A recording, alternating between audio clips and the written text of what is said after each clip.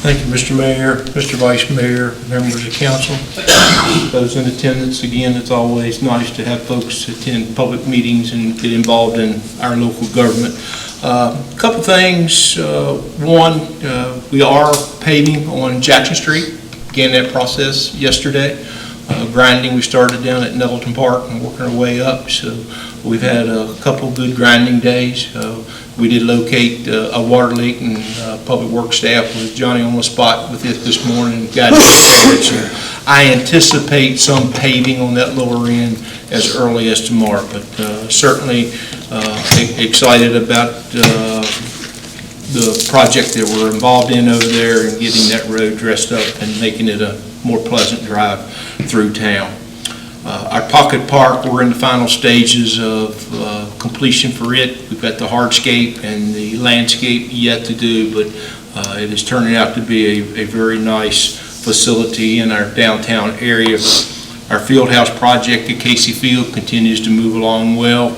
Of course, you've seen the walls are up and we're filled and waiting on some settling there, and excited about that project. Our swimming pool has gotten off to a really good start. We had a wonderful weekend, Memorial Weekend last week. We had the privilege of entertaining several of our classes at our Allegheny Public School System. We appreciate that opportunity to work with our schools. If not, there are probably a lot of our children that would not get to come to the swimming pool. So again, we thank you all for teaming up with us to make that happen. Again, busy weekend with the pool memorial, and of course that week we were closed this past weekend, in recognition of our 2024 high school graduates.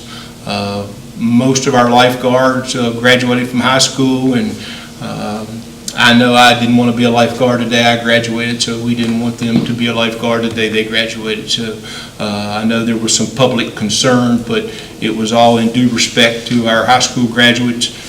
We are tickled to death with our staff. We have a wonderful group of folks, life-saving, concessions, front desk operators. And I think it's important that we let the public know that the city of Covington, during the course of a summer, we employed 24. This year we have 24 area youth on payroll. That includes municipal pool, parks and recreation, and Cedar Hill Cemetery. So I stand before you as a proud person that has been involved with our children for 30 years. And it gives me a lot of pride that we are able to hire these folks. Most of them, like for example, with our lifeguards, they start at 16 and they stay with me till they graduate from college. So they don't have to go out and look for jobs every summer.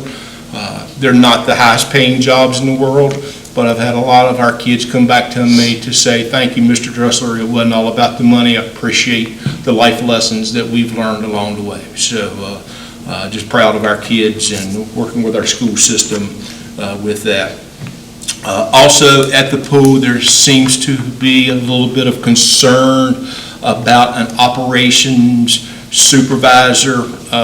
Alan Dressler, several years ago, at the encouragement of City Manager J.B. Brookman and BB, we reached out to get me a little bit of help on the side. So for the first time in the history of Covington, Virginia, we were able to reach out and hire a recreation coordinator.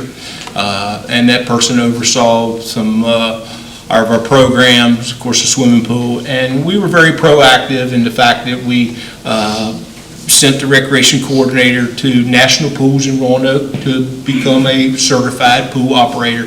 That is not a state law. We are well within the operations of what we're doing for a municipal pool. With the recent resignation, it is true that we do not have a certified pool operator. We do not need one. We are well within the rules of the Virginia Department of Health and the state of Virginia. And the biggest thing that the Department of Health and the state wants to see the locality is make sure we have good quality water. And we do that with the system that we have at our municipal pool. Now, if you live in Northern Virginia, you live down the Tidewater area, a lot of those folks do require certified pool operators, but not in Covington, Virginia, through the Virginia Department of Health. So just wanted to squash that rumor because we'll be in full operation come Saturday for the rest of the summer with pool parties and swimming lessons. We will probably, on the average, teach 100 to 125 little young ladies and young boys to swim. And again, you can't beat that for $25 during the course of the week. That's a pretty good deal. So we thank City Council for your support of our municipal pool and the quality of life that it brings to residents of the Allegheny Highlands and Greenbrier County. So we appreciate the support of what we do down there. Also, again, we recognize graduation this past Saturday. We worked along with the school system. We worked along with our police department, Public Works, Recreation, and we went off without a hitch. A very nice event, and proud of our students, our valedictorian and salutatorian, of which Riley, our valedictorian, works with us at the municipal pool. Just wonderful young folks, and we wish them all the best in their upcoming years, whether it be college, trade, military, and as I've been quick to tell all of them, you can be anything in this world you want to be, but you got to want to be something. So we wish them all the very best. So last weekend we had graduation. We had Covington Lumberjack home opener. We had Nashville recording artist Tim Elliott at the Jackson River Sport Complex Amphitheater. And we had the Greenbrier girls fast pitch, made their third trip over to the Covington area for the season. Folks, we did pretty good. There was a lot of people in Covington last weekend. And remember, every time people come in and drop $1, that's $1 we didn't ever have. So good job. And much appreciative to all those that were involved in that and making that happen. Then just a couple other quick things. This weekend, I'll give you some information on the Mid-City Mall Music Festival. That's kind of a stand-in for our Cork and Pork. We made the financial decision to move in a different direction, plus the volunteerism of that event. There were a couple people that dedicated a whole lot of their time to that event, and it was time to take a deep breath and step back, and we appreciate the years that we've had the Cork and Pork. So this year we just kind of cut back, and we're going to do everything but cook pig on downtown Covington. Great music, some food vendors, kid activities, Friday and Saturday. Working with one of our local car clubs to be coming in and bringing some classic cars. So we're anxious for our weekend, and hope everybody comes out. On that one piece of paper I gave you, and if any of you folks are able to attend, look at the banners at the support of the folks that have stepped up to the plate and made contributions to the event.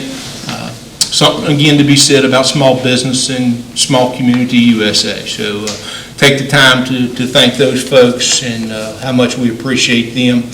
And then next weekend, of course, is our Juneteenth celebration. That will be at the Jeter Watson Park up at the end of Pine Street, and we encourage all to attend. Begins at 11:30 to about 4 or 5 on Saturday afternoon. Just good fellowship, fantastic food, and encourage everyone to stop up and enjoy a good afternoon. Saturday the 15th, a week from this Saturday. Yes.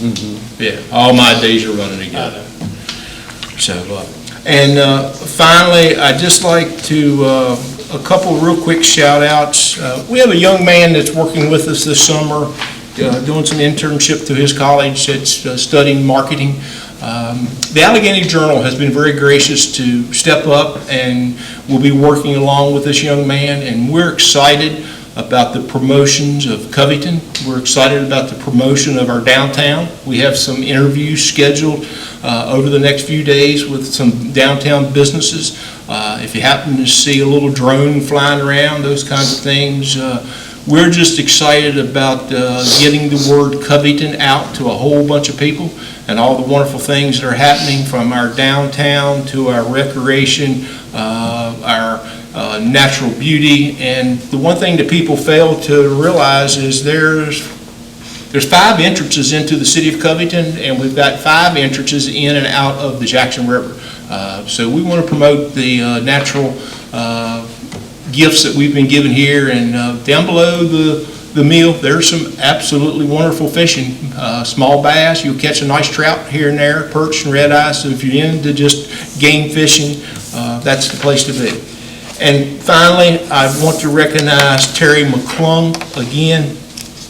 Terry is our small business coordinator. She is very busy with our folks in downtown, promoting our downtown businesses. She secured a grant through the DHCD. She worked diligently with the foundation and the Gauntlet program. There were this year 42 finalists in the Gauntlet program. Those folks were from Covington, Allegheny Highlands, Martinsville, Roanoke, Salem, Wise County, Lynchburg, Campbell County. So they were scattered about all over. I'm proud to say that when the winners were announced in Roanoke a couple weeks ago, and then we had the privilege of following up with our local folks this past Friday night. 410 on Main was recognized. The Friendly Fork was recognized. Barnwood Blessings recognized. Jackson River Yoga recognized. Allegheny Outdoors, the Carriage House of Covington, Levacy Home Repair, Ray's Sweet Shop, and Pountinier. All of those folks were recognized with some cash, some in-kind. It speaks well of Covington, the Allegheny Highlands, Terry McClung, the Gauntlet, and the Advancement Foundation. So hats off to all of those folks.